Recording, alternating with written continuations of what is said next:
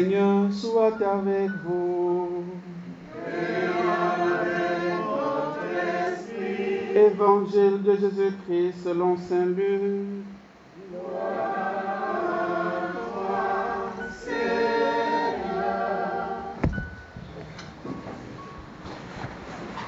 En ce temps-là, Jésus, marchant vers Jérusalem, traversait la région située entre la Samarie et la Galilée. Comme il entrait dans un village, 10 lépreux vinrent à sa rencontre. Ils s'arrêtèrent à distance et ils lui crièrent « Jésus, Maître, prends pitié de nous. » À cette vue, Jésus leur dit « Allez vous montrer aux prêtres. » En cours de route, ils furent purifiés. L'un d'eux, voyant qu'il était guéri, revint sur ses pas, en glorifiant Dieu à pleine voix.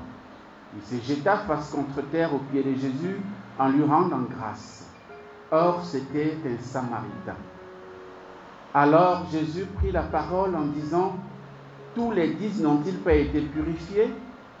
Les neuf autres, où sont-ils » Il ne se trouvait parmi eux que cet étranger pour revenir sur ses pas et rendre gloire à Dieu. Jésus lui dit « Relève-toi et va.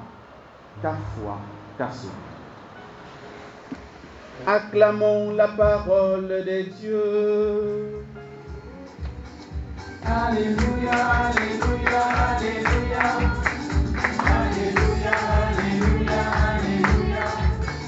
Alléluia, alléluia, alléluia. Alléluia, amen. Alléluia, alléluia, alléluia. Alléluia, alléluia, alléluia. Alléluia, alléluia, alléluia. Alléluia, amen.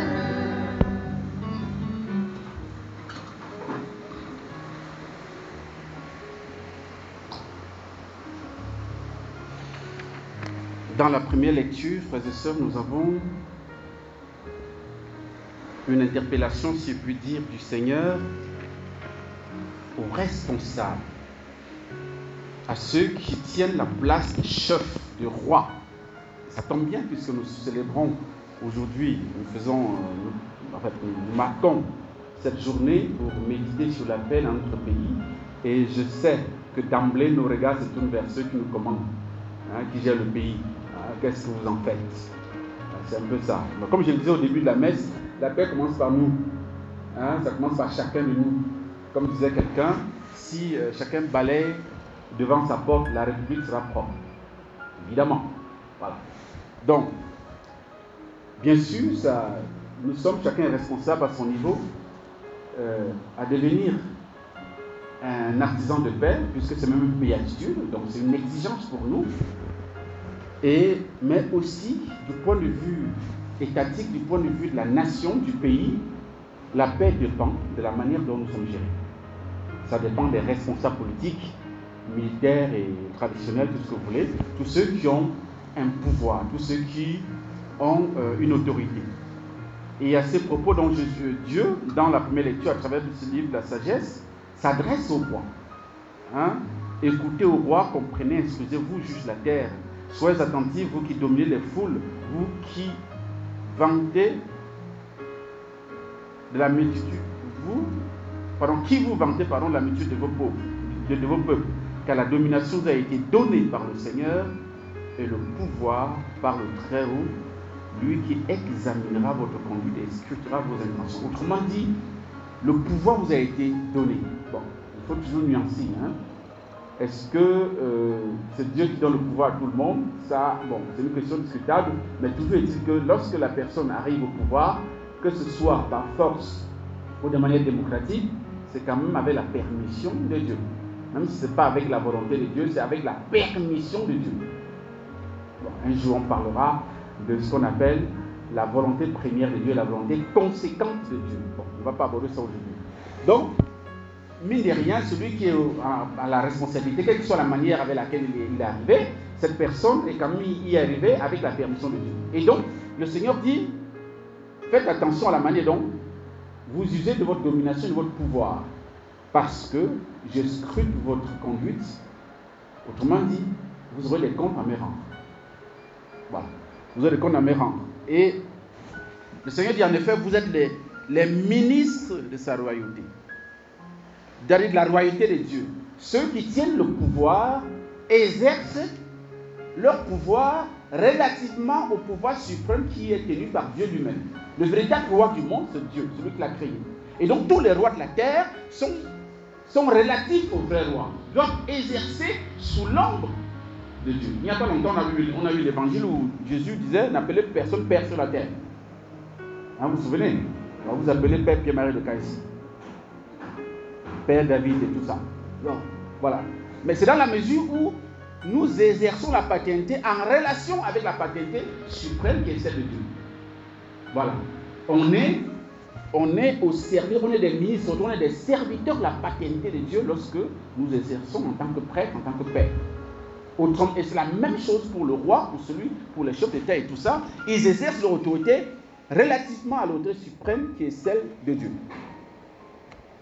Et le Seigneur dit, il ne fait de différence avec personne. Il juge tout le monde au même niveau. Il dit, le maître de l'univers ne reculera devant personne. La grandeur ne lui en impose pas. Car les petits comme les grands, celui qui les a faits, il prend soin de tous pareillement. Et si le sang de prendre soin, ça veut dire que c'est à tous les niveaux possibles. Au moment du jugement, il va juger équitablement.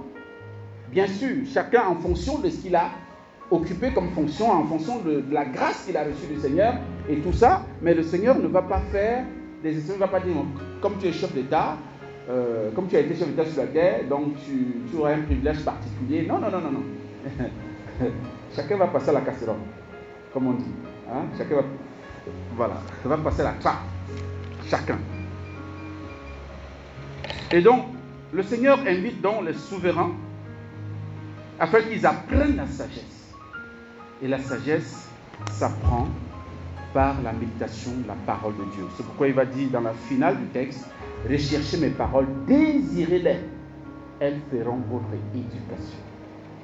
Donc la gestion des hommes dont vous avez la charge ne se fera de manière juste et pacifique que si vous laissez éduquer par ma parole.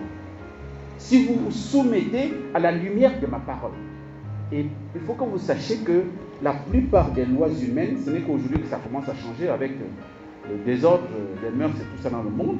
Mais sinon, la plupart des lois, quand on parle des droits de l'homme et tout ça, ça s'inspire de la Bible. Hein. Voilà. Toutes les lois humaines s'inspirent de la Bible. De la révélation que Dieu a faite à Moïse. Les 10 commandements, etc. Tout ça s'inspire de là. Même si aujourd'hui il y a des désordres qui arrivent, on commence à vouloir créer des lois pour l'homosexualité, pour le mariage homosexuel, pour le machin et tout ça. Vraiment, voilà, l'homme est en train de se perdre. Mais c'est vraiment à la lumière de la parole de Dieu.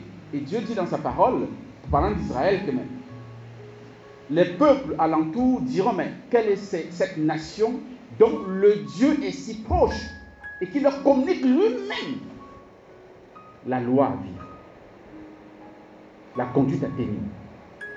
Voyez? Et cela nous permet donc de pouvoir voir avec vous ce que le Seigneur, ce que l'Évangile nous donne aujourd'hui à méditer. Donc nous avons là, et je le disais il n'y a pas longtemps aussi, que quand vous lisez l'Évangile de Luc, à partir du chapitre 9, je crois le verset 50 et 53, Jésus prend la route de Jérusalem. Il s'engage à partir à Jérusalem, nous savons pourquoi. Pour être arrêté, tué, et puis il va rester le 3e jour. Donc il est en chemin.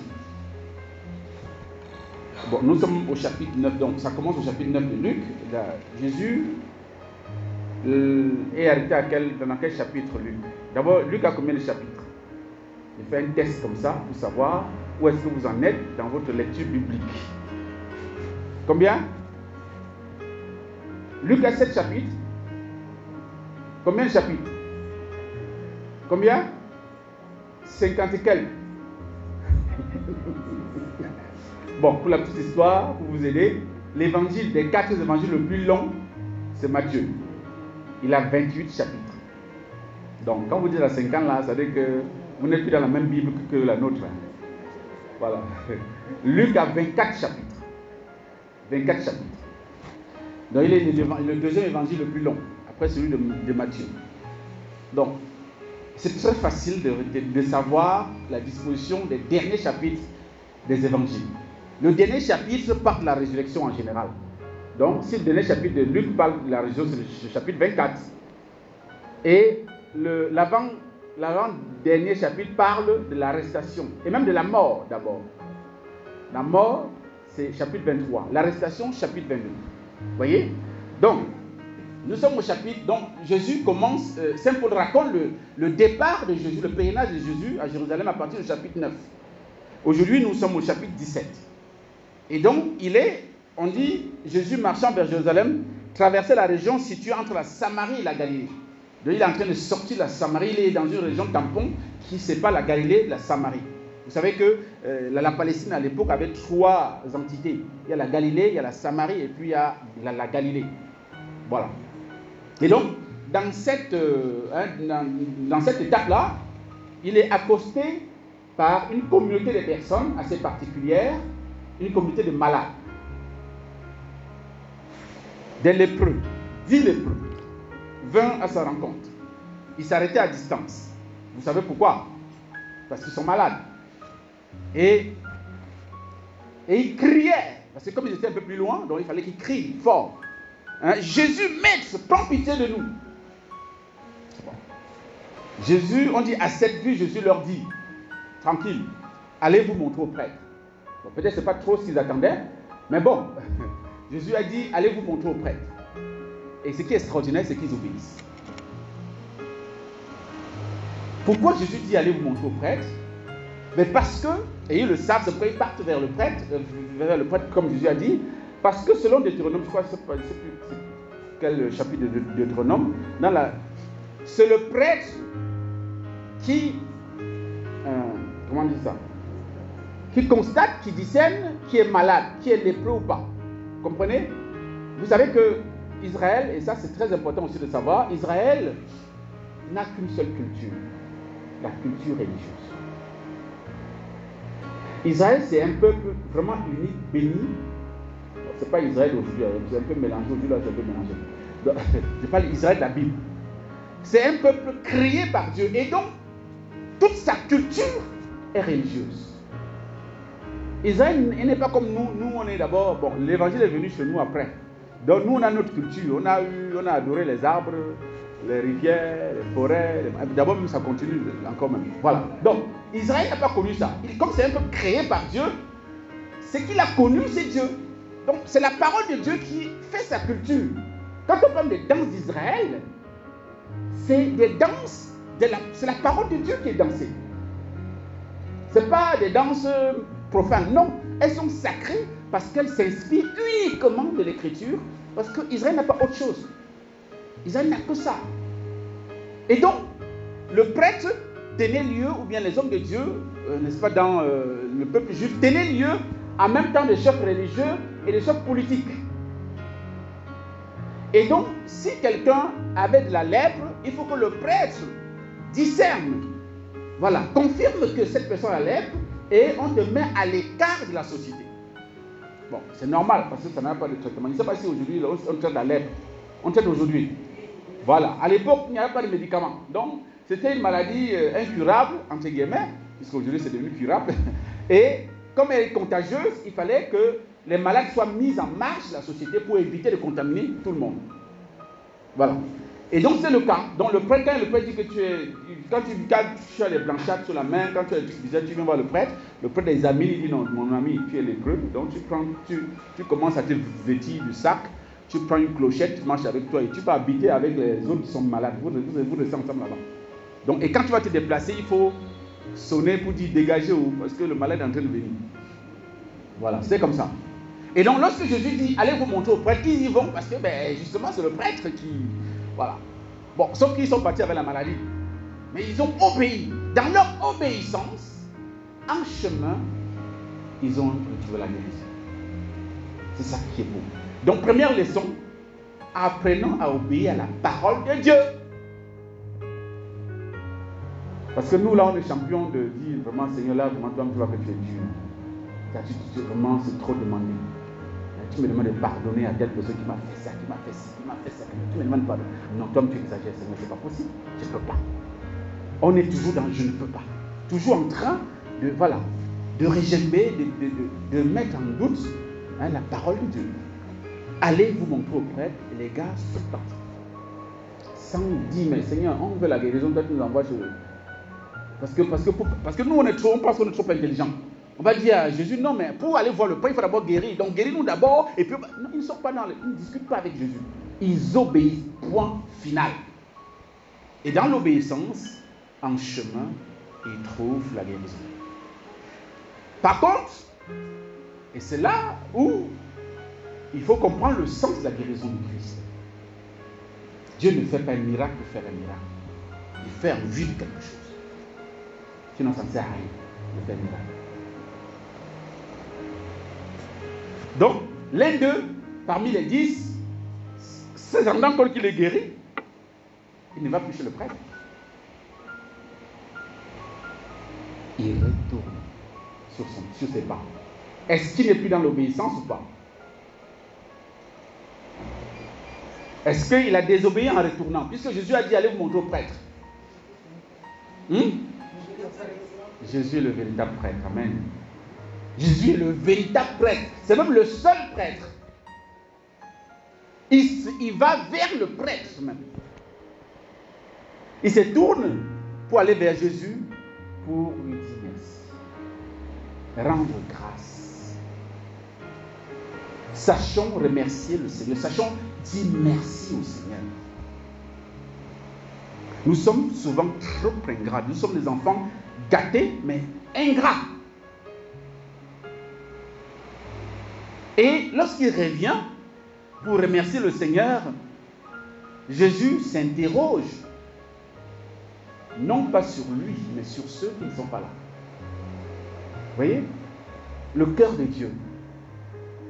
Il se conforme à la parole de Dieu. Jésus est cohérent. Vous vous souvenez de cette parabole? Il dit, lorsque quelqu'un a 100 brebis et qu'il en perd une, qu'est-ce qu'il fait? Il va laisser les 99 pour aller chercher la seule brebis qu'il a perdue. De manière logique humaine, ça paraît un peu absurde. Mais tu vas laisser la 99 pour aller chercher, ça ne va pas, non? Mais la logique de Dieu n'est pas la nôtre. Et donc Jésus, lorsqu'il voit ce Samaritain qui revient, il se dit, mais où sont les autres? Mais où sont les autres? Jésus sera toujours en train de nous chercher quand nous éloignons de lui. Plutôt que ceux qui sont déjà dans son intimité. Parce que c'est toi qui as besoin de sa proximité. Tu as besoin qu'il te cherche. Tu as besoin qu'il te retrouve. Et c'est pourquoi il s'est dit, mais où sont les autres? Il ne s'est trouvé que cet étranger pour revenir. Oui, Jésus s'étonne que c'est un étranger qui vient, un Samaritain. Bon, je ne veux pas vous faire, n'est-ce pas, l'histoire du peuple hébreu encore par rapport aux Samaritains. Un jour, on le fera. Donc, en quoi le Samaritain est un étranger? Donc, il ne s'est trouvé que lui pour revenir rendre gloire à Dieu.